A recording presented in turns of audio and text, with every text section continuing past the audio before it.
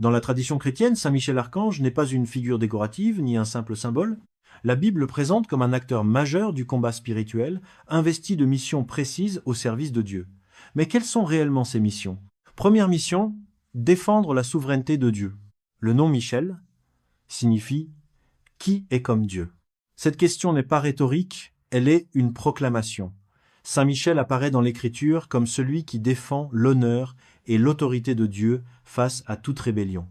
Dans le livre de Daniel, il est présenté comme le protecteur du peuple de Dieu, engagé dans un combat spirituel qui dépasse le monde visible. Deuxième mission, combattre le mal. Dans l'Apocalypse, Saint Michel mène les armées célestes contre le dragon, symbole de Satan. Ce combat rappelle une vérité essentielle.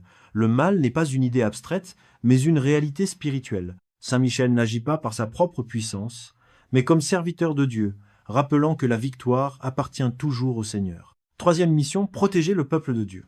Depuis les premiers siècles, l'Église reconnaît Saint Michel comme un protecteur spirituel. Il est invoqué pour la défense contre les influences du mal et pour la fidélité à Dieu. Cette mission souligne que le combat spirituel ne se mène pas seul, mais dans la confiance en l'aide divine. Saint Michel Archange n'est pas adoré, mais honoré comme serviteur fidèle. Son rôle nous rappelle que la vie chrétienne est un combat, et que la vraie victoire consiste à rester du côté de Dieu. Et toi, crois-tu que le combat spirituel est encore une réalité aujourd'hui? Dis-le en commentaire et abonne-toi à Spiritus Veritatis pour continuer à discerner.